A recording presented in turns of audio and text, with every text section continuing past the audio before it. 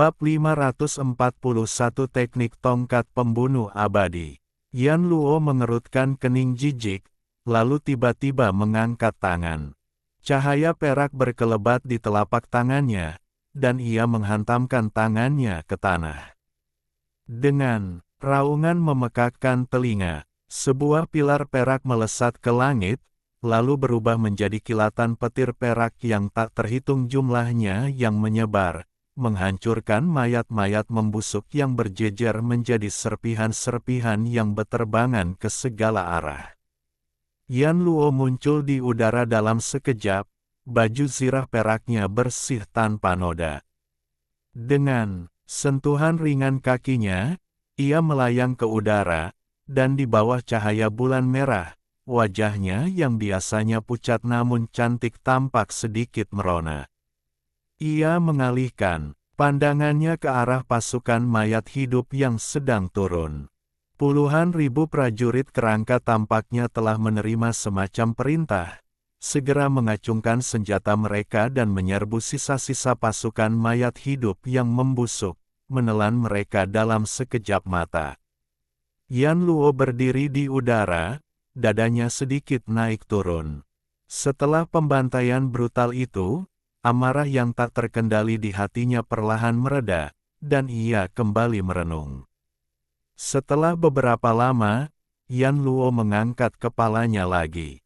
Kemarahan di matanya telah hilang, tetapi sedikit kebingungan masih tersisa. Ia tampak samar-samar mengingat sesuatu, namun rasanya tidak nyata. Ia mengangkat wajah cantiknya dan menatap langit yang dalam. Di dalam ruang batu, Simu menggelengkan kepala, pikirannya sedikit jernih. Ia menghela napas panjang, akhirnya tersadar dari ilusi. Meskipun pengalaman ini tidak seberbahaya yang terakhir, ia tetap terguncang. Simu menutup mata dan merasakan kekuatan di dalam lautan spiritualnya, tongkat pembalik langit berputar sedikit. Ekspresi rumit muncul di wajahnya. Tongkat ini tak terduga, dan kini hubungan antara dirinya dan tongkat itu semakin kuat. Ia tidak tahu apakah ini berkah atau kutukan. Benar, mantra teknik kultivasi. Simu tiba-tiba teringat kata-kata yang terlintas di benaknya sebelumnya dan buru-buru mengalirkan kekuatan jiwa ilahinya, mencari di lautan spiritualnya. Sesaat kemudian, wajahnya berseri-seri gembira. Di sudut lautan kesadarannya, ia menemukan sebuah bola cahaya kecil. Saat kekuatan jiwa ilahinya menyentuh bola itu meledak dengan sekejap, berubah menjadi karakter-karakter mendalam yang tak terhitung jumlahnya. Simu meliriknya, wajahnya berseri-seri karena kegembiraan. Kali ini, ia melihat dengan jelas bahwa karakter-karakter ini tak lain adalah mantra untuk tahap ketiga dari teknik mendalam 9 revolusi. Ia segera mulai membacanya dengan penuh semangat. Mantra untuk tahap ketiga itu tidak rumit, dan ia menyelesaikannya dengan cepat. Namun, karakter-karakter kecil itu belum selesai, masih ada lagi isinya. Ia terus membaca, dan sebuah pikiran tiba-tiba terlintas di benaknya. Isi setelah karakter-karakter kecil itu bukanlah teknik itu sendiri, melainkan sepotong informasi tentang 3 harta karun yang ditinggalkan oleh leluhur kera putih. Menurut informasi tersebut, ketiga harta karun ini direncanakan dengan cermat dan ditinggalkan oleh leluhur kera putih untuk menghadapi musuh karma yang tak terkendali. Musuh karma yang tak terkendali. Gumam Simu pada dirinya sendiri, agak bingung, dan melanjutkan membaca. Dari ketiga harta karun ini, satu terletak di suatu tempat di lapisan kedua tanah suci anggrek biru, satu lagi di medan bintang Miang, dan yang lainnya berada di sebuah planet di medan bintang terpencil tempat leluhur kera putih berasal. Wajah Simu kembali berseri-seri, harta karun yang ditinggalkan dengan hati-hati oleh leluhur kera putih jelas bukan barang biasa. Tepat saat ia hendak memeriksanya dengan saksama, rasa sakit yang tiba-tiba dan tajam menusuk benaknya, membuatnya memegangi kepala dan mengerang. Tak terhitung banyaknya huruf emas kecil dan banyak sekali sosok emas tiba-tiba muncul di benaknya. Jari-jari mereka memegang tongkat dan melakukan berbagai teknik yang luar biasa. Rasa sakit itu sekilas, lalu surut seperti air pasang. Simu menatap tajam huruf dan sosok emas itu. Butuh 1/4 jam penuh baginya untuk memahami bahwa huruf dan sosok emas ini sedang berlatih teknik tongkat. Pada saat itu, sebuah suara bergema di benak Simu. Sejak memulai jalur kultivasi, aku telah mempelajari hampir 100 jenis teknik tongkat dengan berbagai tingkatan. Namun, setelah maju ke alam ilahi, aku tiba-tiba mendapat pencerahan. Aku menggabungkan semua teknik tongkat yang telah kupelajari dengan tongkat pembalik langit untuk menciptakan teknik tongkat pembunuh abadi ini. Aku harap siapapun yang mendapatkannya akan melepaskan kekuatan pembalik langitku dan memusnahkan semua makhluk abadi di istana surgawi. Jangan disalahgunakan. Suara itu begitu luas dan halus, bergema di telinganya untuk waktu yang lama sebelum menghilang. Teknik tongkat pembunuh abadi. Simu sangat terkejut. Ia terus membaca teks teknik tongkat pembunuh abadi dengan saksama dan menemukan bahwa teknik tongkat ini sebenarnya hanya memiliki satu gerakan, tetapi eksekusinya sangat mendalam. Ia dengan paksa menahan keterkejutannya dan tetap diam dalam perenungan. Sejak memahami sepenuhnya teknik 18 tongkat surgawi, ia merasa memiliki pemahaman yang cukup mendalam tentang teknik tongkat, tetapi, teknik tongkat pembunuh abadi, ini masih terasa asing baginya pada pandangan pertama, agak seperti kabut, dan ia sama sekali tidak dapat memahami esensinya. Namun, setelah mempelajarinya hampir 100 kali, ia mendapati teknik tongkat itu semakin mendalam dan misterius, mencapai tingkat yang tak terbayangkan, mendorongnya untuk berseru kagum. Ia menjadi benar-benar terhanyut di dalamnya. Ia tidak tahu berapa lama waktu telah berlalu sebelum Simu perlahan terbangun, ekspresinya agak linglung. Haha. Haha, hahaha. Senyum perlahan tersungging di wajahnya, tawanya semakin keras hingga ia mendongakkan kepala dan tertawa terbahak-bahak. Sesaat kemudian, tawanya tiba-tiba berhenti, ekspresinya dipenuhi kegembiraan. Ada yang tidak beres. Simu tiba-tiba menyadari sesuatu, melakukan perhitungan cepat, dan mengangkat sebelah alisnya. Ia begitu asyik memahami teknik tongkat itu sehingga tanpa disadari lebih dari sebulan telah berlalu. Teknik tongkat pembunuh abadi ini luar biasa mendalam, memiliki daya tarik yang tak tertahankan bagi para seniman bela diri, sesuatu yang bahkan ia, dengan ketenangannya, tak dapat tolak. Meskipun ia baru mempelajarinya secara kasar selama sebulan, ia telah memperoleh sebagian pemahaman tentang kekuatannya, jauh melampaui teknik tongkat pembalik langit miliknya saat ini. Mata Simu berkedip, dan setelah beberapa saat, ia mengertakkan gigi dan membuat keputusan. Dengan sebuah pikiran, ia mengirim pesan kepada Cair dan Qi Feng, mengatakan bahwa ia akan melanjutkan kultivasinya yang menyendiri dan tidak boleh diganggu. Setelah mengirim pesan, tanpa menunggu balasan, Simu segera memutuskan sambungan, menutup mata, dan terus mendalami teknik tongkat pembunuh abadi. Di dalam gua, Cair, yang sedang bermain di dekat mata air roh api, membeku, menoleh ke arah Simu yang sedang menyendiri, dan mendesah. Batu itu, selalu menyendiri, sangat membosankan.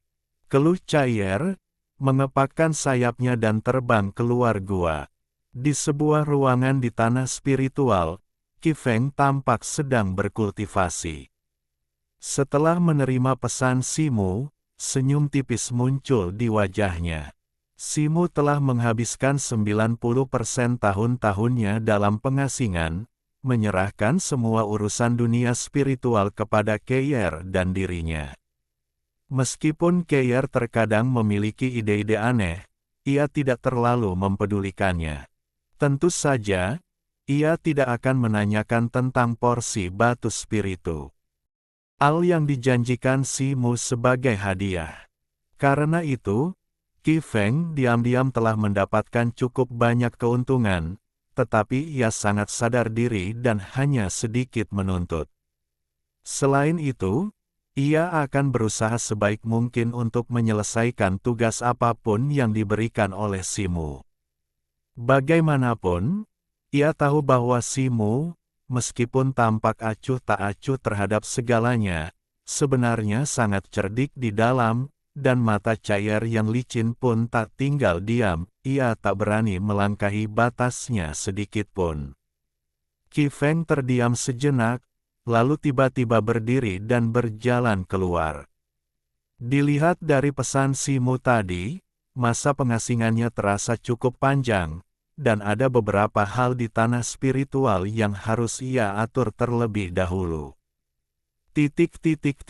Waktu berlalu begitu cepat, dan 3 tahun berlalu dalam sekejap mata. Pada hari ini, Simu berada di gua terpencilnya. Tubuhnya, yang sedang duduk bersila, tiba-tiba bergetar, dan ia perlahan membuka matanya, pupilnya memancarkan cahaya hitam putih yang aneh, tetapi cahaya itu segera menghilang. Ia berdiri, raut wajah gembira.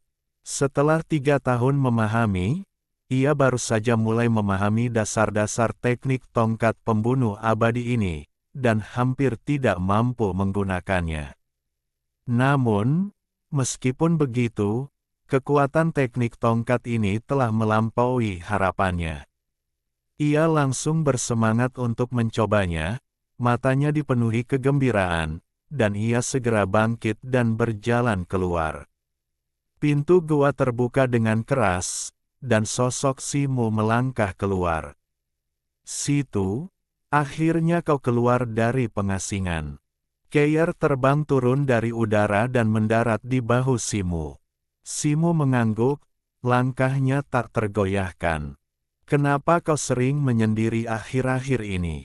Apa kultivasimu benar-benar mendesak?" tanya Cair, menyadari Simu yang agak linglung. "Situasi ini memaksaku, kau mengerti," jawab Simu. "Jadi, kau mau pergi kemana kali ini? Apa kau mau keluar?" tanya Cair. "Aku harus meninggalkan tanah suci Qinglan untuk sementara waktu untuk mengurus beberapa urusan," Simu mengangguk. "Keluar? Bagus sekali. Aku juga mau pergi. Aku sudah terjebak di tanah suci Qinglan selama bertahun-tahun. Aku hampir mati bosan," seru Cair langsung. Simu tersenyum tipis dan melambaikan tangannya, memanggil kereta perang bersayap biru. Kali ini ia tidak pergi untuk urusan penting, jadi membawa Cair bukanlah masalah.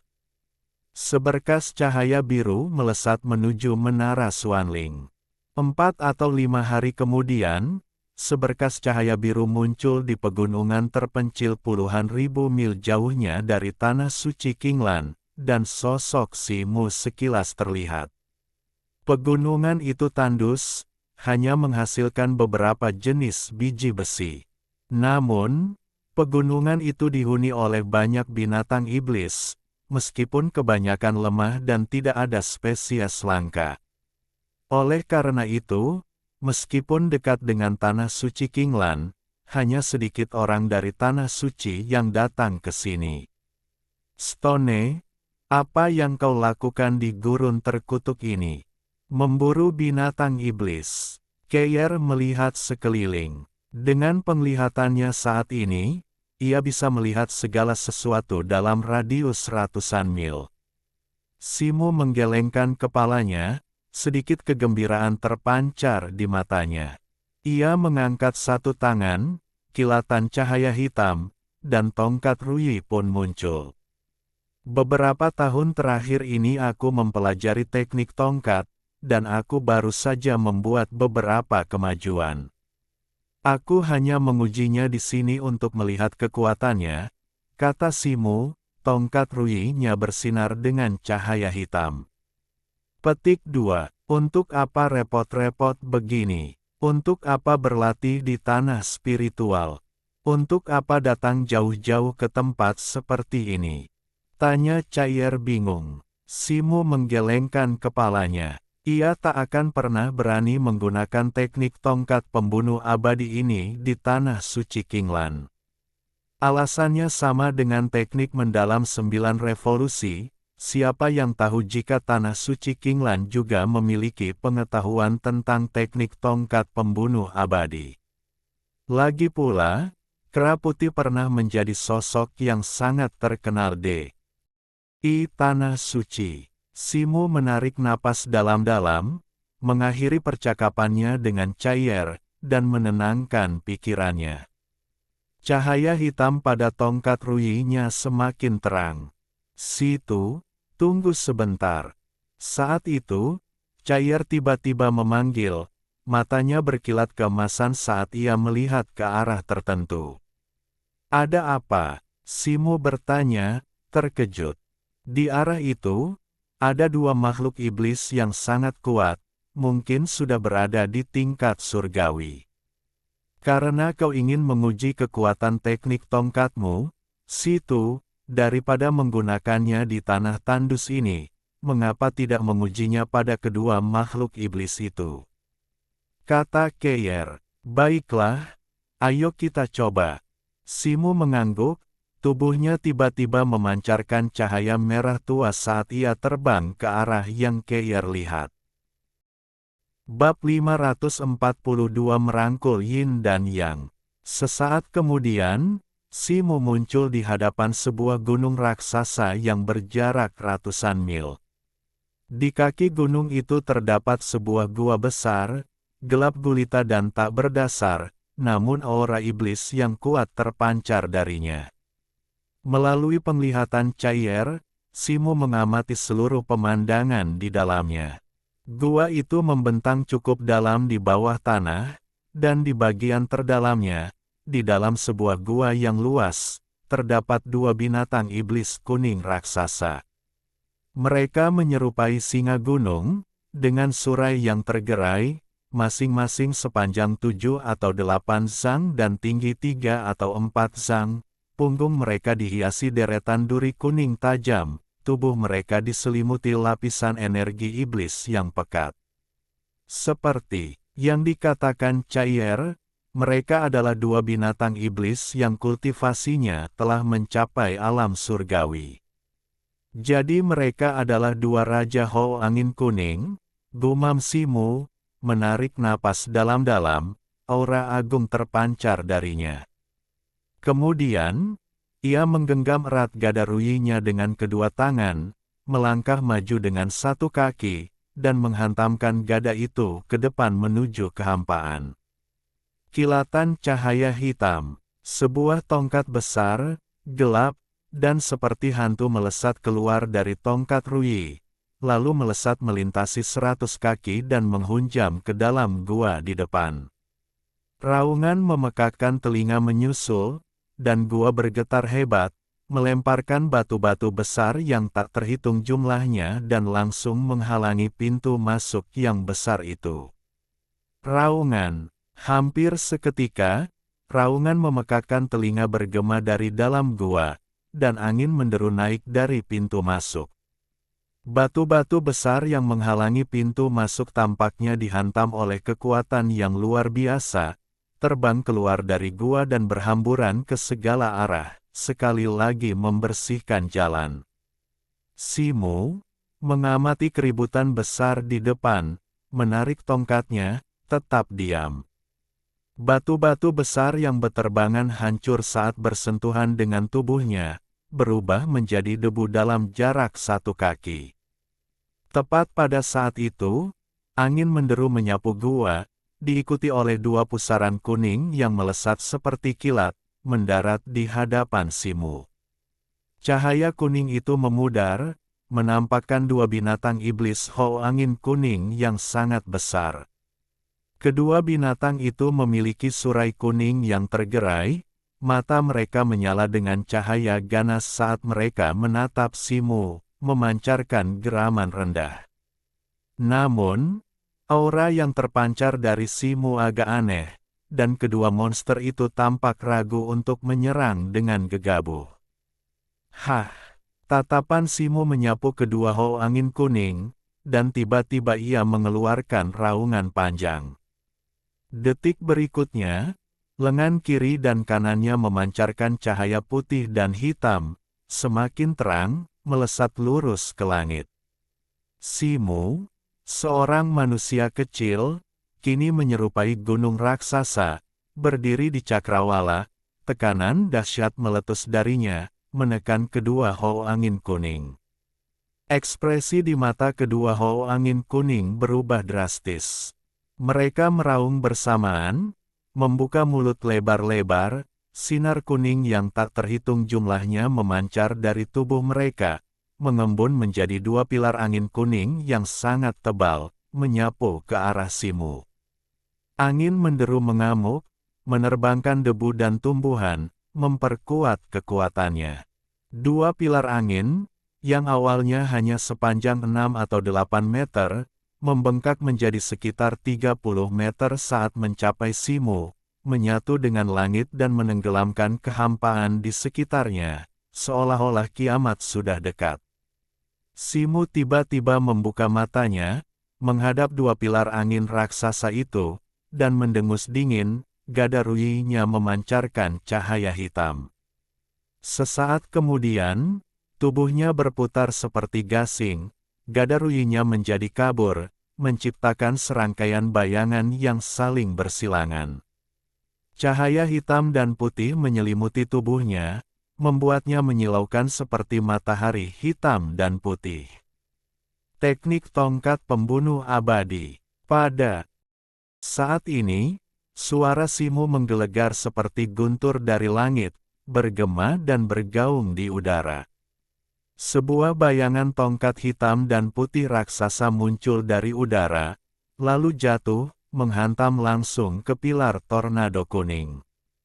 2 pilar angin raksasa yang tersentuh bayangan tongkat hitam putih itu hancur berkeping-keping seperti kertas, meledak, dan lenyap tanpa jejak.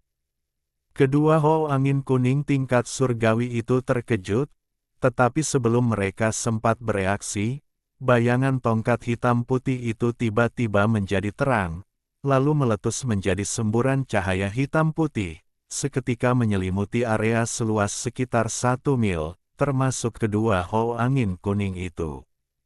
Kedua hou angin kuning itu menerjang maju dengan keempat kakinya, tubuh mereka diselimuti badai kuning, mencoba melepaskan diri. Tiba-tiba, kehampaan di sekitarnya terpelintir dan berubah bentuk, cahaya hitam putih itu pun terpisah seketika. Cahaya putih naik, cahaya hitam turun, seolah-olah kekacauan primordial telah dimulai, memisahkan energi murni dan energi kotor. Tubuh kedua hou angin kuning melayang, di antara energi hitam dan putih, gravitasi tampak lenyap, membentuk domain spasial yang unik. Kekuatan spasial juga terkompresi menuju pusat. Kedua hou angin kuning itu terkejut. Tubuh mereka bersinar dengan cahaya kuning yang menyilaukan, dan mereka memuntahkan pilar-pilar angin dan bilah-bilah angin, seolah mencoba menembus ruang hitam putih. Namun semua upaya mereka sia-sia, mereka bahkan tak mampu mengguncang ruang itu sedikitpun. Gemuruh. Ruang hitam putih itu berubah drastis. Cahaya hitam putih yang awalnya terpisah, tiba-tiba menyatu, membentuk 2 batu giling raksasa, satu hitam dan satu putih, berputar dan menutup ke dalam. Keputusasaan memenuhi mata kedua hole angin kuning. Mereka meraung, tubuh mereka membengkak seolah-olah akan hancur sendiri, lenyap bersama ruang. Dengusan dingin menggema dari dalam ruang hitam putih itu. Batu giling hitam putih itu tiba-tiba mempercepat penutupan mereka, menjebak kedua hole angin kuning di antara mereka. Putar! Sebuah teriakan nyaring terdengar di kehampaan saat batu giling hitam putih itu terus menggiling dan berputar. Kedua tubuh raksasa hole angin kuning itu terkoyak dan berubah bentuk dengan dahsyat di angkasa. Kemudian, dengan dua suara, percikan, mereka berubah menjadi gumpalan darah dan daging, seperti dua buah remuk, sari buahnya berceceran. Mereka mati seketika, jiwa mereka hancur, bahkan sebelum mereka sempat berteriak. Dalam sekejap, hanya hitam dan putih yang tersisa di dunia, masih berputar perlahan dengan aura kuat mereka, meskipun kecepatan mereka menurun. Setelah beberapa saat, ruang hitam dan putih beriak dan akhirnya menghilang tanpa jejak. Sosok Simu muncul di udara. Wajahnya sangat pucat, dan bahkan terbangnya agak goyah. Di tanah di bawahnya, potongan-potongan besar daging yang hancur berserakan, sisa-sisa dari dua hole angin kuning. Simu melambaikan tangannya, dan dua inti iblis kuning seukuran kepalan tangan terbang keluar dari daging dan mendarat di tangannya. Kedua inti iblis ini berisi kultivasi binatang iblis tingkat surgawi selama lebih dari 1000 tahun, menjadikannya bahan yang sangat baik untuk memurnikan pil dan barang-barang lainnya, dan sangat berharga. Setelah memeriksa sebentar, ia menyimpan kedua inti iblis itu, dengan cepat mendarat di tanah terdekat, mengambil beberapa pil dan menelannya, kulitnya sedikit membaik. Matanya dipenuhi kegembiraan yang luar biasa. Teknik tongkat pembunuh abadi dan keterampilan mendalamnya saling melengkapi. Kekuatannya melampaui imajinasinya. Satu serangan telah dengan mudah menghancurkan dua binatang iblis tingkat surgawi. Teknik tongkat ini telah melampaui ranah teknik tongkat biasa, mengandung kekuatan spasial tak terbatas dan mampu memanfaatkan kekuatan primordial langit dan bumi. Jika persepsinya tentang kekuatan spasial belum mencapai tingkat tertentu, dia mungkin tidak akan mampu mencapai apapun dalam waktu sesingkat itu. Lebih jauh lagi, meskipun teknik tongkat pembunuh abadi sangat mendalam, teknik itu juga menghabiskan energi sejati yang sangat besar. Dengan tingkat kultivasinya saat ini, ia hanya bisa menggunakannya sekali saja. Setelah sekali penggunaan, energi sejatinya hampir terkuras habis. Stone, teknik tongkat macam apa ini? Sungguh kuat. Cair terbang dari kejauhan dan berseru. Ketika teknik tongkat pembunuh abadi digunakan, Simu telah mengirimnya jauh untuk menghindari pengaruhnya. Ini adalah teknik tongkat pembunuh abadi, yang baru saja kupahami dari teknik tongkat pembalik langit. Kata Simu kepada Cair, lalu mengabaikannya dan mengeluarkan dua batu roh kelas atas, menyerap energi spiritual mereka untuk segera memulihkan energi sejatinya. Cair tidak bertanya lagi dan dengan sadar berdiri di sekelilingnya. Kemurnian energi spiritual yang terkandung dalam batu roh kelas atas secara alami jauh lebih unggul daripada batu roh kelas atas. Hanya dalam waktu singkat, Simu membuka matanya, tatapannya berbinar cerah, dan energi sejatinya hampir sepenuhnya pulih. "Ayo pergi," katanya sambil berdiri. "Stone, apa kita sudah mau pulang?" Cair tampak sedikit tidak puas.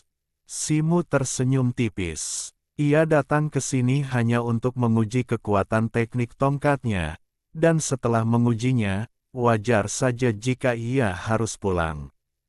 Stone, kita jarang keluar. Ayo main-main di sini sebentar, cari makanan enak, lalu pulang. Seharian di gua ini membosankan sekali, kata Keyer. Petik 2. Baiklah, kita jarang keluar. Aku ingat ada kota di dekat sini yang memproduksi sejenis anggur yang terbuat dari ramuan embun manis. Aku akan mengambilkanmu satu kendi sebelum kita pulang. Simu tersenyum. Hebat, teriak Keyer bersemangat. Simu menggelengkan kepalanya, tubuhnya berubah menjadi seberkas cahaya merah tua, menuju ke satu arah. 543 Jalan Ilusi. Waktu berlalu begitu cepat, dan 3 bulan berlalu dalam sekejap mata. Di dalam ruang rahasia, Simu duduk bersila, mata terpejam, seluruh tubuhnya diselimuti lapisan cahaya hitam dan putih. Dua warna itu terpisah dengan jelas, tanpa tanda-tanda menyatu. Ada apa ini? Aku benar-benar bingung. Apa yang salah? Simu membuka mata dan bergumam pada dirinya sendiri. Selama 2 atau 3 bulan terakhir, ia telah mencoba berulang kali, tetapi tidak berhasil, membuatnya sangat cemas. Mengaktifkan kekuatan yang di tangan kirinya dan kekuatan yin di tangan kanannya secara bersamaan bukanlah masalah, tetapi begitu ia mencoba menyatukan kekuatan yin dan yang, keduanya langsung berbenturan, membuat penyatuan menjadi mustahil. Ia tidak berani memaksakan penyatuan, jika tidak, benturan kekuatan yin dan yang intens akan menciptakan kekuatan ledakan yang mungkin tak mampu ditahan tubuhnya. Alis Simu berkerut dalam. Tahap pertama dan kedua kultivasi membutuhkan darah esensi makhluk surgawi, bersama dengan infus api yang tertinggi dan energi yin tertinggi. Namun, tahap ketiga tidak menyebutkan hal-hal ini, yang awalnya membuatnya senang. Namun, upaya ini ternyata jauh lebih sulit daripada yang dibayangkannya.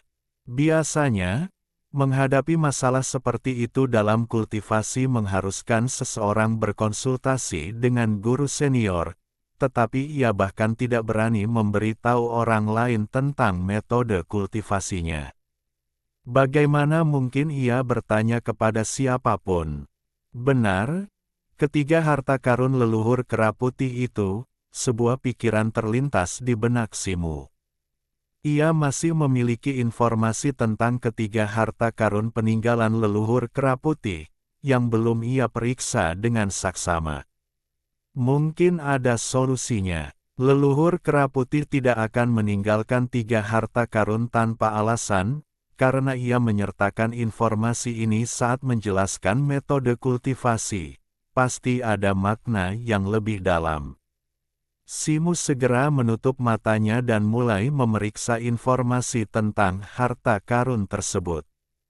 Setelah makan kenyang, ia membuka matanya. Wajahnya berseri-seri gembira.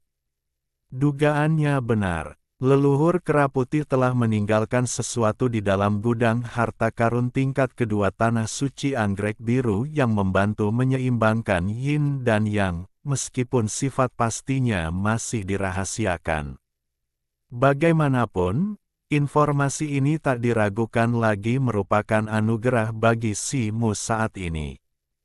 Namun, Simu sepertinya teringat sesuatu, dan senyum di wajahnya perlahan memudar. Untuk mencapai harta karun itu, ia harus pergi ke tingkat kedua tanah suci anggrek biru. Aturan untuk berpindah antar tingkat di tanah suci anggrek biru sangat ketat. Dengan statusnya saat ini sebagai murid 100 tahun, ia umumnya tidak akan bisa naik ke tingkat kedua. Dengan kata lain, cara paling langsung untuk melangkah ke tingkat kedua adalah dengan menjadi murid 1000 tahun. Namun, Tanah Suci dengan jelas menetapkan bahwa untuk menjadi murid 1000 tahun, seseorang harus berkultivasi dalam pengasingan di tingkat pertama selama 1000 tahun, dan tingkat kultivasinya harus mencapai tingkat surgawi agar memenuhi syarat untuk mendaftar. Senyum getir muncul di wajah Simu.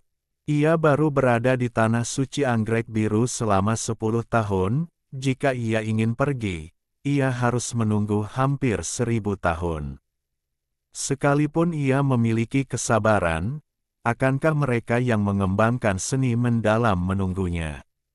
Ia menggelengkan kepala, mati-matian mencari metode apapun yang bisa ia temukan dalam teks-teks kuno sekte, berharap menemukan cara untuk melewati aturan dan memasuki ruang tingkat kedua tanpa menarik perhatian. Ia mencari cukup lama tetapi tidak menemukan apapun. Tidak, pengetahuanku terlalu sedikit tentang aturan sekte. Lebih baik bertanya pada seseorang. Simu segera menyerah pada usaha sia-sia ini dan berdiri. Ia tidak mengenal banyak orang di sekte tersebut, dan kebanyakan dari mereka adalah orang-orang yang telah bergabung dengan Tanah Suci Qinglan pada saat yang sama dengannya, bertanya kepada mereka akan sia-sia. Setelah berpikir panjang, Simu memutuskan untuk pergi mencari Ling Feng. Pria ini bukan hanya kakak senior yang telah membimbing kelompok muridnya ke sekte, tetapi juga orang yang baik dan mudah didekati. Setelah tinggal di Tanah Suci Qinglan begitu lama, ini adalah kesempatan yang tepat untuk bertanya kepadanya. Tanpa ragu, Simu berdiri. 1 jam kemudian, ia tiba di dekat puncak gunung yang hijau dan jernih. Kaki puncak itu dikelilingi oleh hutan bambu, cukup terpencil, dan jauh di dalamnya terdapat beberapa bangunan bambu sederhana yang bersahaja. Saat Simu mendekat, ia mendengar alunan seruling merdu yang berasal dari salah satu paviliun.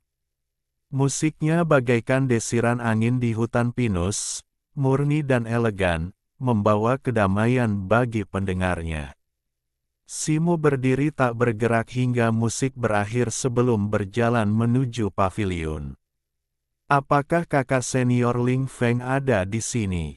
Saya, Simu, ingin bertemu, kata Simu. Hehe, ini kakak muda Si yang berkunjung. Maaf saya tidak menyambut Anda lebih awal.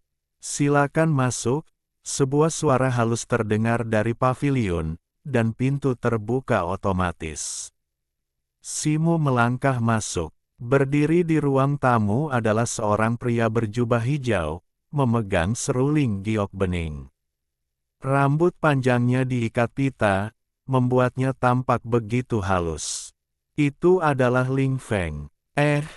Baru beberapa tahun sejak terakhir kali kita bertemu, dan kultivasi kakak muda telah maju selangkah lagi, mencapai tahap akhir peringkat bumi. Selamat. Ling Feng berdiri, mengamati Simu dari atas ke bawah, lalu tersenyum. Bagaimana mungkin kultivasi saya yang dangkal bisa dibandingkan dengan kakak senior? Simu balas tersenyum. Hehe, kita tidak perlu saling menyanjung. Adik muda Si, kau di sini bukan untuk mengobrol, kan? Silakan bicara, dengan bebas, kata Ling Feng.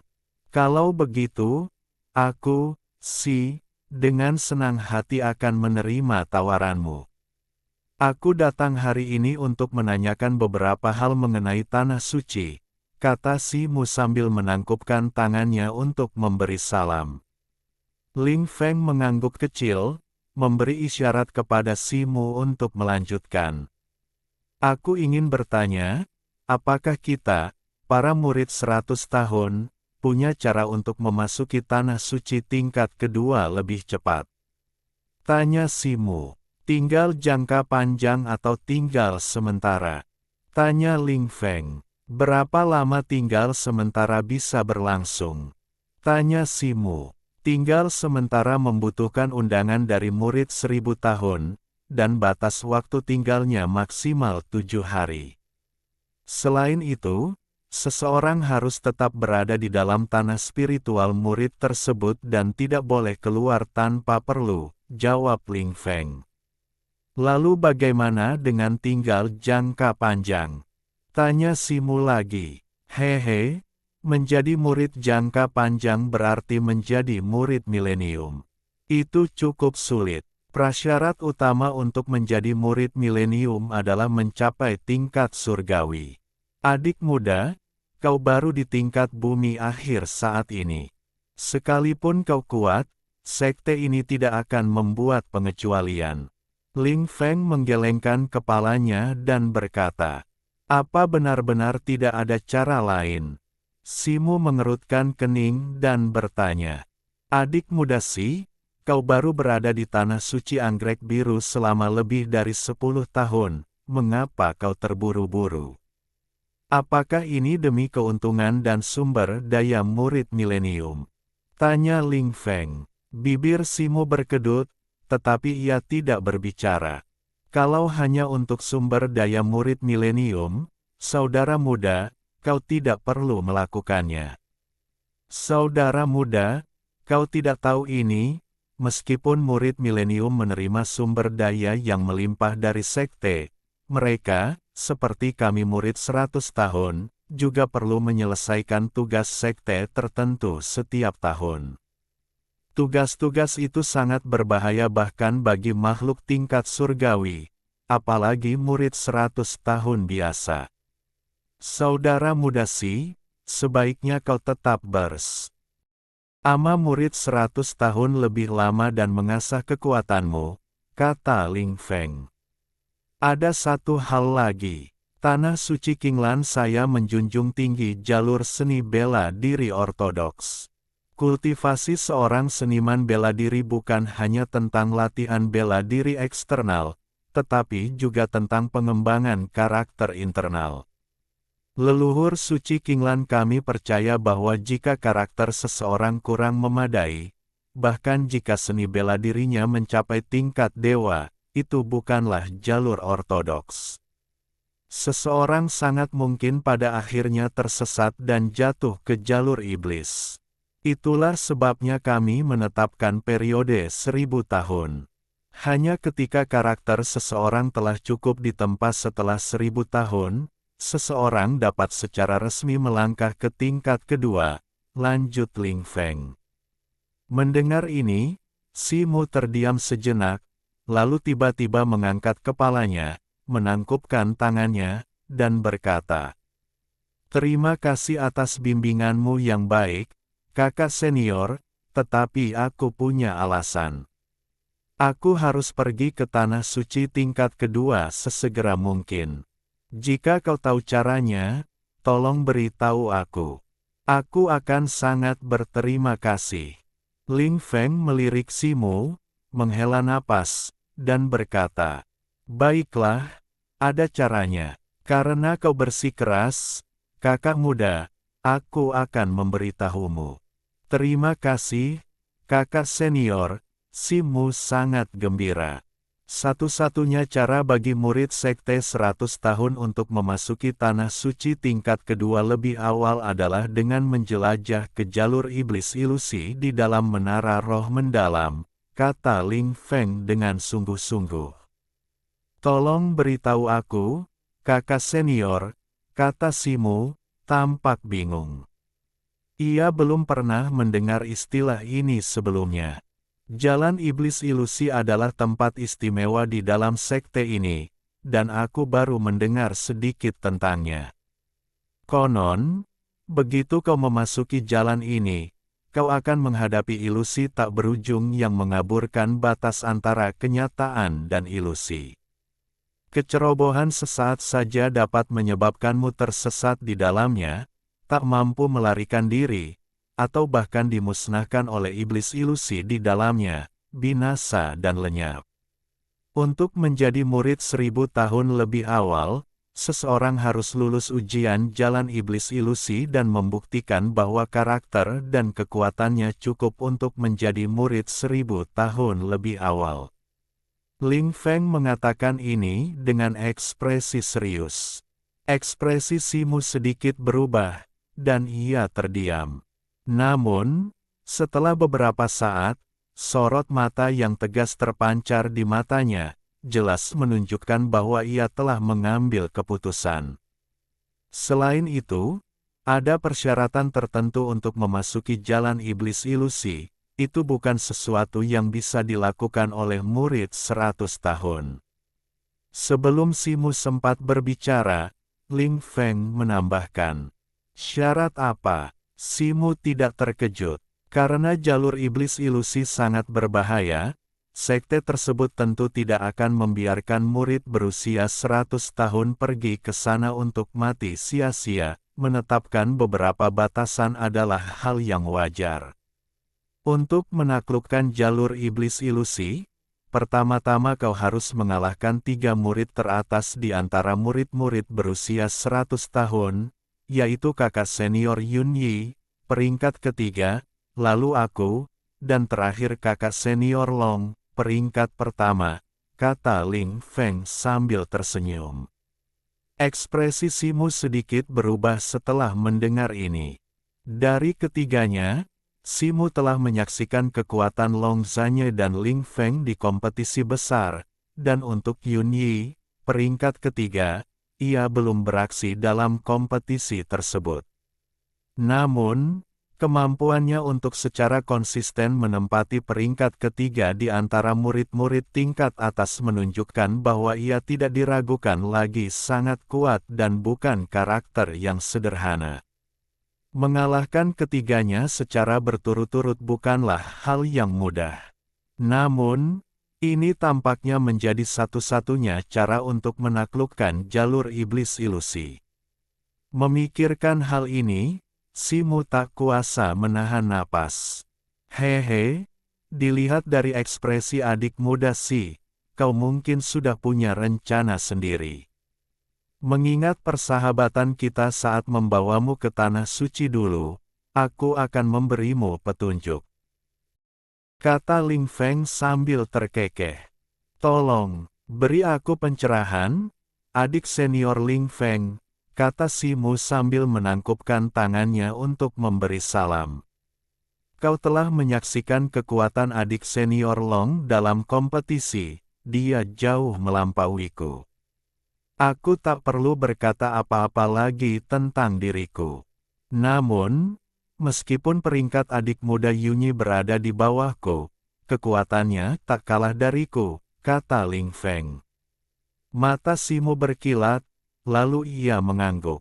Ia tak lagi berlama-lama bersama Ling Feng dan segera pergi. Ling Feng memperhatikan sosok Simu perlahan menghilang ke dalam hutan bambu yang jauh, tatapannya acuh tak acuh, tanpa sepatah kata pun. Bab 544 Binatang-binatang gemetar. Simu berdiri di pintu masuk hutan bambu di luar kediaman kakak senior Ling Feng, mendesah pelan, dan dengan jentikan pergelangan tangannya, berubah menjadi seberkas cahaya merah tua, menghilang di kejauhan. Beberapa saat kemudian, sosoknya mendarat lagi, kali ini kembali di halaman kediamannya sendiri. Salam, Tuan. Beberapa pelayan yang kebetulan melewati halaman membungkuk hormat saat melihat Simu. Simu masih merenungkan apa yang baru saja dikatakan kakak senior Ling Feng, dan dengan agak linglung melambaikan tangannya sebelum melangkah lebih jauh ke dalam kediaman. Setelah hanya berjalan 2 langkah, ia tiba-tiba teringat sesuatu, berbalik, dan bertanya.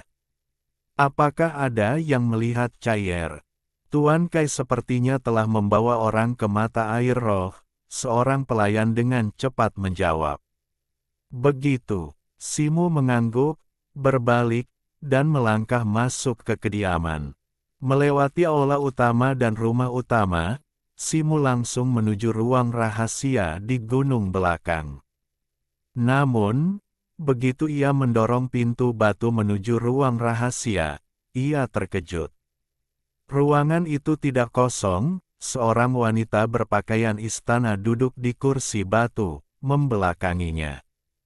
Jantung Simo berdebar kencang, dan alisnya berkerut. Dengan tingkat indera spiritualnya saat ini, seharusnya ia sudah menyadari keberadaan orang tambahan di ruangan itu sejak lama, tetapi ia tidak menyadarinya. Bahkan sekarang, dengan wanita yang duduk tepat di depannya, Simo tidak bisa merasakan aura apapun yang terpancar darinya, bahkan sedikit pun energi spiritual. Ini berarti jika wanita itu menyerangnya dari belakang, ia tidak akan bisa menghindarinya sama sekali. Keringat dingin mengucur di punggung Simo. Sambil dalam hati merasa waspada, ia dengan tenang mengamati wanita itu tanpa mengubah ekspresinya. Wanita itu mengenakan gaun istana putih berlengan lebar dan ikat pinggang yang sedikit diikat, dengan sempurna menonjolkan bentuk tubuhnya yang indah. Rok lebarnya menjuntai di belakangnya seperti cahaya bulan, dan rambut gelapnya yang sepinggang tergerai di bahunya seperti air terjun hitam. Ia duduk diam di kursi, diselimuti aura putih pucat, tampak seperti makhluk surgawi, memiliki kualitas halus yang tak terlukiskan. Hati Simo tiba-tiba tergerak, dan ia memanggil dengan ragu. "Yan Luo, apakah itu kau?" Wanita itu mengangkat bahu sedikit dan perlahan memalingkan wajahnya. Wajahnya, yang terpahat indah bak batu giok, memiliki fitur-fitur halus, hidung mancung, dan bibir ceri yang sedikit terbuka, kesempurnaan tanpa celah, tanpa sedikit pun ketidaksempurnaan. Di atas alisnya terdapat tanda roh hitam berbentuk teratai, melengkapi kulitnya yang mulus bak batu giok. Jauh dari mengurangi kecantikan halusnya, tanda itu justru menambahkan sentuhan pesona yang memikat. Kecantikan yang begitu memukau, siapa lagi kalau bukan Yan Luo?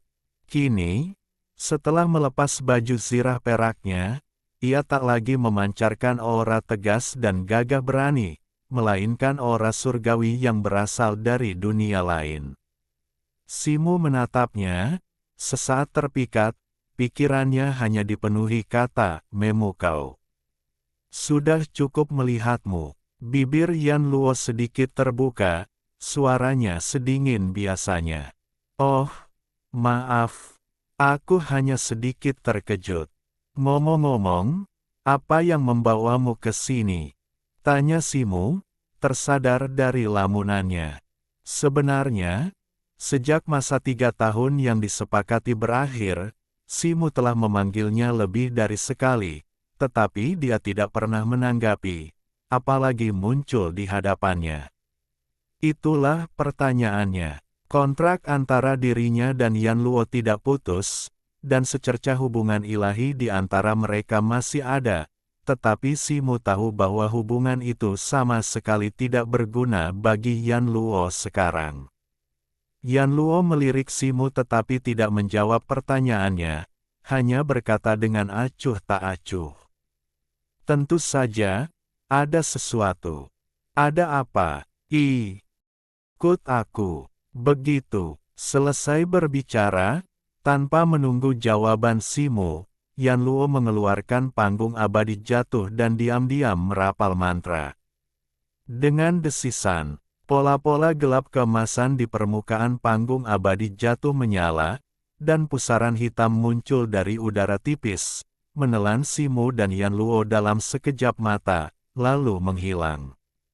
Simo merasakan sensasi yang memusingkan, dan sesaat kemudian, ia mendapati dirinya berada di alam necromancer. Ia melihat sekeliling dan mendapati dirinya berada di altar di tepi danau dunia bawah, altar yang dibangun Yan Luo untuknya lebih dari 10 tahun yang lalu. Simo terkejut, area danau Netherwater di hadapannya beberapa kali lebih luas daripada yang ia ingat, tampak luas dan tak terbatas, seperti lautan kecil. Tersebar di sepanjang tepiannya terdapat sekitar selusin istana yang dibangun dari batu hitam, desainnya kuno dan kokoh. Di sekitar istana-istana ini, Prajurit kerangka putih pucat yang tak terhitung jumlahnya berdesakan. Simo memperkirakan jumlah mereka mendekati 100.000. Jelas, Yan Luo tidak berdiam diri beberapa tahun terakhir ini, kekuatannya telah meningkat lebih dari 10 kali lipat. Yan Luo, apa yang membawamu ke sini? Tanya Simo, tatapannya menyapu mereka dengan cepat. Kau ingin memusnahkan semua makhluk abadi? Tanya Yan Luo. Kau, Simo hanya sempat mengucapkan setengah pertanyaan karena terkejut sebelum akhirnya mengerti. Kemungkinan besar ada kontrak antara Yan Luo dan dirinya, dan kekuatan dominan kontrak itu sedang bergeser, membuat Yan Luo mengetahui tentang perjanjian darah. Sejujurnya, aku sendiri agak bingung tentang hal ini, kata Simo. Katakan padaku apa yang kau ketahui, kata Yan Luo. Baiklah, begini. Simo berpikir sejenak dan menyadari bahwa tidak perlu menyembunyikan apapun dari Yan Luo, terutama karena ia juga bingung dan ingin tahu jawabannya. Lagi pula, dilihat dari perilakunya saat ini, sepertinya ia tahu sesuatu yang lain. Jadi, Simo memberitahu Yan Luo kebenaran tentang Xuan Gong, tongkat pembalik langit, leluhur kera putih, dan perjanjian darah. Begitulah dulu, jadi sampai sekarang pun, aku masih agak bingung. Simo menggelengkan kepalanya dan berkata, dengan kekuatanmu saat ini, mengklaim kau bisa membunuh semua makhluk abadi hanyalah angan-angan. Makhluk abadi manapun bisa menghancurkanmu dengan satu jari, kata Yan Luo. Mendengar ini, Simo langsung terkejut. Alam surgawi yang muncul di dalam batasan tongkat pengubah langit dan tangan raksasa emas yang sama sekali tak berdaya ia lawan, terlintas di benaknya. Ngomong-ngomong, apa sebenarnya yang disebut pengadilan surgawi ini? Apakah yang disebut makhluk abadi itu benar-benar ada? Tanya Simo sambil mengerutkan kening. Saat ia bertanya, wajah Yan Luo tiba-tiba berubah dingin, dan niat membunuh yang hampir nyata dan mengerikan terpancar darinya, menyapu ke segala arah. Puluhan ribu kerangka yang berkumpul di tepi danau air gelap merasakan niat membunuh ini. Tubuh mereka gemetar hebat, dan suara tulang beradu bergema dari segala arah. Niat membunuh Yan Luo bertahan beberapa saat sebelum perlahan menghilang. Aku tidak tahu di mana pengadilan surgawi berada. Aku hanya tahu bahwa kau dan aku memiliki tujuan yang sama, dan kita memiliki musuh yang sama. Tapi kau terlalu lemah sekarang, kau perlu mengasah diri dalam pertempuran, kalau tidak, kau hanya akan menyia-nyiakan hidupmu. Setelah beberapa lama, Yan Luo menenangkan diri dan mengatakan ini. Maksudmu, jantung Simo berdebar kencang. Selain menyerbu pengadilan surgawi dan memusnahkan para dewa, hal pertama yang harus ia lakukan adalah mendapatkan kualifikasi untuk jalur iblis ilusi. Tak satu pun dari 3 teratas di tingkat pertama peringkat anggrek biru mudah dihadapi, bukan hanya kultivasi mereka telah mencapai peringkat surgawi, tetapi mereka juga telah menduduki tingkat pertama selama bertahun-tahun, memiliki pengalaman tempur yang luar biasa kaya. Kau hanya perlu mengingat janjimu. Aku akan mengatur sisanya untukmu, kata Yan Luo. 2 bulan kemudian, di sebuah lembah terpencil, Simo, mengenakan jubah hijau, berdiri tegak seperti lembing di atas batu coklat kemerahan, tongkat besi ruinya, sepanjang tubuhnya, tergenggam erat di tangannya. Ular muncul dari gua. Kilatan melintas di matanya saat ia melangkah maju, tongkatnya melesat cepat, melepaskan tornado putih seperti ular yang melesat ke depan. Burung yang lelah kembali. Segera setelah itu, Simo melangkah maju lagi, Tongkat ruyinya berputar dan berputar di udara, menarik kembali tornado putih yang baru saja dilepaskan. Naga tersembunyi melambung dari jurang. Kera dan monyet memanjat, elang menutupi langit. Harimau dan badak muncul dari kandangnya. Sosok Simo bergeser dan bergerak, tongkat hitamnya terbang ke atas dan ke bawah, mengeksekusi 8 jurus pertama teknik tongkat Tongtian dalam satu gerakan yang lincah. Saat itu, lembah dipenuhi pasir dan batu yang beterbangan, awan gelap menutupi langit, seolah kiamat sudah dekat. Simo terbungkus dalam gumpalan besar arus udara putih bercampur pasir dan kerikil coklat, seolah-olah dikelilingi dinding kokoh, mengisolasinya dari dunia luar. Raung. Dari dalam dinding pasir dan arus udara, raungan berbagai binatang buas bergema terus-menerus, dan bayangan-bayangan binatang buas muncul di dinding, seolah-olah berusaha melepaskan diri dari belenggunya. Ekspresi Simo berubah serius. Tiba-tiba ia menarik kembali tongkat hitam panjang yang sedari tadi diputarnya, memegangnya horizontal di depannya.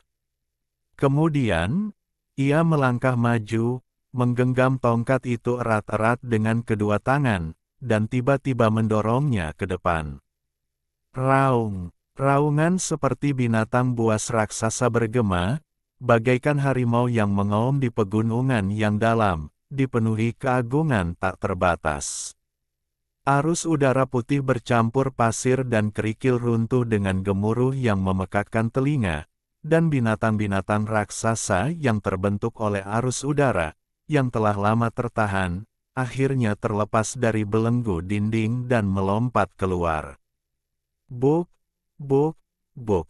Suara langkah kaki yang kacau dan berat terdengar saat arus binatang buas menyerbu dengan liar melalui lembah. Harimau, badak, naga, dan gajah yang tak terhitung jumlahnya bergegas menuju pintu masuk lembah. Kekuatan mereka yang luar biasa menyebabkan bebatuan di kedua sisi lembah runtuh, dan seluruh lembah dipenuhi debu. Suara memekakkan telinga ini berlangsung sekitar 2 atau 3 tarikan napas sebelum akhirnya binatang-binatang itu keluar dari lembah, melonjak hampir 100 kaki sebelum momentum mereka mereda. Si Muren masih berada di lembah, memandangi ratusan jurang, masing-masing sedalam lebih dari 10 kaki, yang diukir oleh arus binatang buas, dan ia benar-benar terkejut.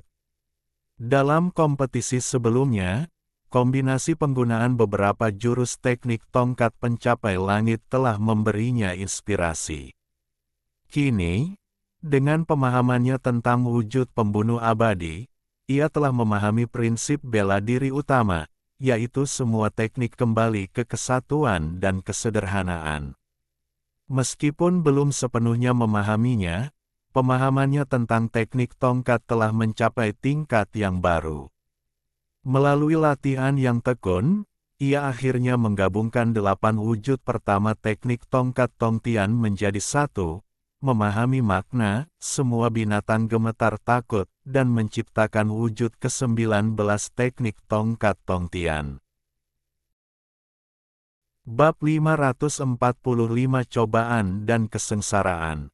Selama 2 bulan terakhir, Simo telah ditempatkan di lembah ini oleh Yan Luo untuk berkultivasi. Setelah membawanya ke sini, Yan Luo hanya mengaktifkan panggung abadi jatuh untuk melepaskan lapisan energi tak terlihat padanya sebelum menghilang tanpa jejak.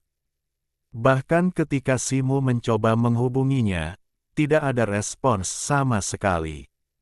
Berkat energi tak terlihat dari panggung abadi jatuh, ia kini dapat bergerak bebas di sini tanpa khawatir akan aura korosif orang mati. Tampaknya Yan Luo menemukan kegunaan yang luar biasa dari panggung abadi jatuh.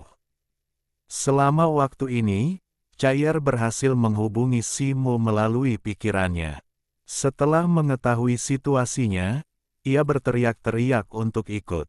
Namun, Setelah Simo dengan gamblang menggambarkan pemandangan alam mati yang sunyi dan penuh mayat, ia langsung berubah pikiran, mengatakan bahwa ia akan menjaga rumah Simo dan mengelola kekayaannya, dan lebih baik mati daripada ikut. Tepat ketika Simo menyimpan gadaruyinya dan ingin beristirahat sejenak untuk mengatur napasnya, sebuah suara jernih dan merdu terdengar dari tak jauh. Gerakanmu lumayan, bahkan hampir tak cukup untuk menghadapi orang biasa. Simo menoleh ke arah suara itu dan melihat sosok perak turun dengan anggun dari sisi lembah tak jauh. Itu adalah Yan Luo. Ia telah mengenakan kembali pakaian militernya, sebuah baju zirah perak berkilau menutupi tubuhnya, tetapi tanpa helm atau pelindung wajah. Rambutnya diikat tinggi, membuatnya tampak kurang memikat tetapi lebih heroik. Lawan yang akan kuhadapi bukanlah orang biasa, kekuatan sejati mereka jelas tak kalah dari alam surgawi tingkat menengah.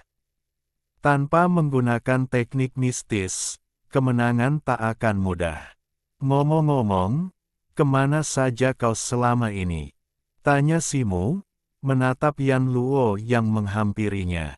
Ikuti aku. Yan Luo tidak menjawab Simo, hanya meninggalkan kata-kata ini sebelum berubah menjadi seberkas cahaya perak dan terbang menjauh. Melihat ini, Simo tak punya pilihan selain berubah menjadi seberkas cahaya merah tua dan mengikuti Yan Luo.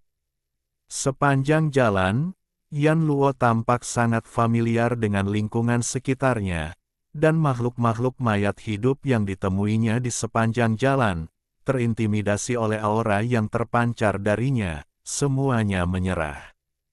Setengah jam kemudian, dua berkas cahaya, satu perak dan satu merah, turun satu demi satu, mendarat di samping sebuah lubang bundar besar dengan keliling sekitar 1 mil.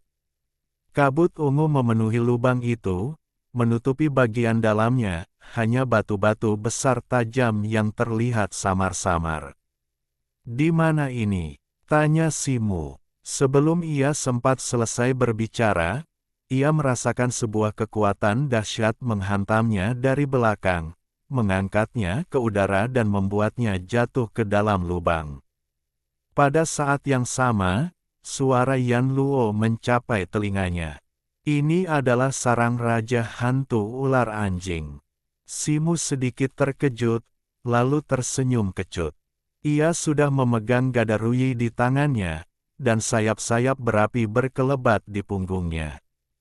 Namun, dorongan Yan Luo begitu kuat sehingga ia baru bisa menstabilkan diri ketika jaraknya kurang dari 3 meter dari tanah.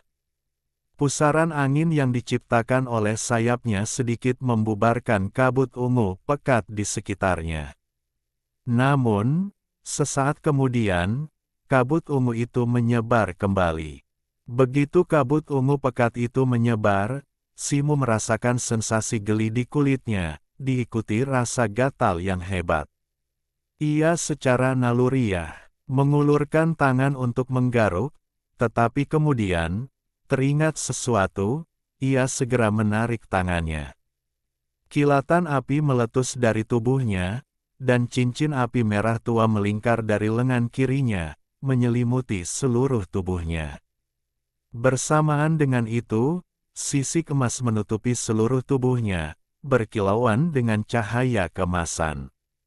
Di sekelilingnya, kabut ungu mendesis dan mengeluarkan gumpalan asap putih saat dinyala.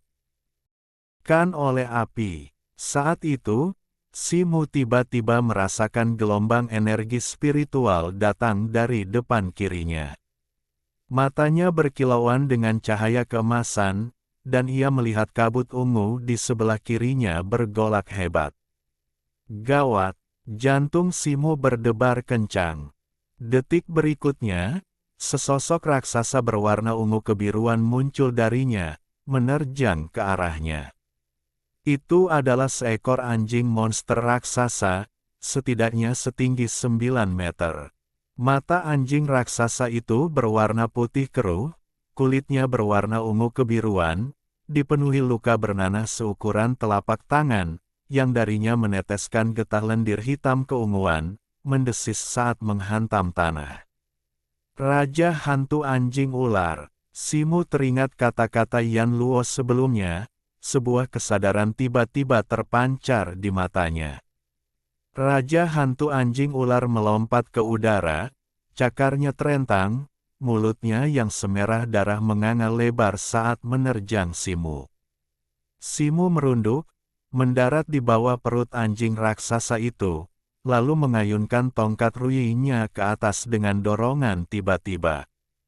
Wosh! Sebuah tornado putih meletus, menghantam perut anjing raksasa itu tepat di perut, membuatnya terpental ke udara. Tepat saat Simu hendak berdiri tegak untuk melancarkan serangan pamungkas, sebuah ekor setebal ember tiba-tiba menjulur dari pantat anjing itu, mencambuknya.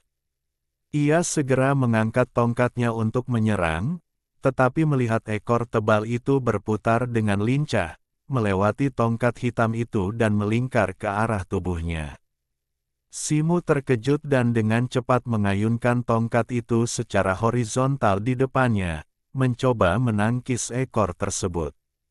Dengan bunyi, krak, ekor tebal itu langsung menghantam tongkat besi ruyi, sebuah kekuatan dahsyat memancar dari tongkat itu, menyebabkan lengan Simu mati rasa dan hampir membuatnya menjatuhkan senjatanya. Simu memutar tongkat itu dengan kedua tangannya dan mengayunkannya ke bawah sekuat tenaga, menghantamkannya langsung ke ekor raksasa itu. Ekor raksasa itu tampak patah di tengah, patah lurus ke bawah, dan ujungnya menjulur ke arah Simu. Dengan bunyi, puff, yang lembut, ujung ekor raksasa itu tiba-tiba menyala dengan dua bola cahaya ungu, dan sebuah mulut besar terbelah di bawahnya, menyemburkan aliran kabut ungu, menampakkan dirinya sebagai seekor ular piton tebal. Terkejut, Simu terkena kabut ungu di wajahnya dan langsung merasakan sensasi terbakar. Untungnya, ia berhasil menutup matanya di saat-saat terakhir, mengaktifkan kabut api untuk melindungi wajahnya dan menangkal sebagian besar kabut beracun. Dengan jentikan lengannya, tongkat ruyi di tangannya bersinar terang dengan cahaya hitam, menyapu dengan ganas dari kiri ke kanan. Bayangan tongkat hitam merobek kehampaan, memancarkan jeritan mengerikan yang menusuk telinga. Menyapu 1000 pasukan. Segera setelah itu, terlepas dari apakah ia mengenai ekor raksasa itu atau tidak, ia mundur beberapa langkah cepat. Simu mengamati area tersebut dengan indera ilahinya dan menyadari bahwa meskipun sisik emas di wajahnya menunjukkan tanda-tanda korosi, untungnya tidak tertusuk sepenuhnya, yang sedikit melegakannya. Namun, dalam keadaan seperti ini, ia tidak berani membuka mata, dan hanya bisa menggunakan indera ilahinya untuk merasakan lokasi Raja Hantu Anjing Ular. Mereka yang berani melanggar wilayahku akan mati.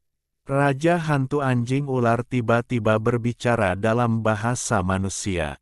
Hati Simu menegang. Meskipun ia tidak bisa melihatnya, ia bisa dengan jelas merasakan aliran udara di sekitarnya terus-menerus berkumpul menuju Raja Hantu Anjing Ular itu. Jelas, makhluk ini sedang mengumpulkan kekuatan untuk semacam kemampuan supernatural. Simu, tentu saja, tidak tinggal diam. Ia mengayunkan tongkat hitamnya dengan semburan energi yang tiba-tiba, aliran udara putih berputar dan berkumpul, bayangan tongkat hitam menyebar, dan aliran energi yang kuat berkumpul di sekelilingnya, seperti binatang buas yang terikat oleh tongkat besi. Simu. Tepat di hadapannya, aliran kabut ungu yang tak terhitung jumlahnya menyatu menjadi pusaran raksasa, menyusut tepat ke arah mulut Raja Hantu Ular Anjing yang menganga, perlahan-lahan membentuk bola kabut ungu.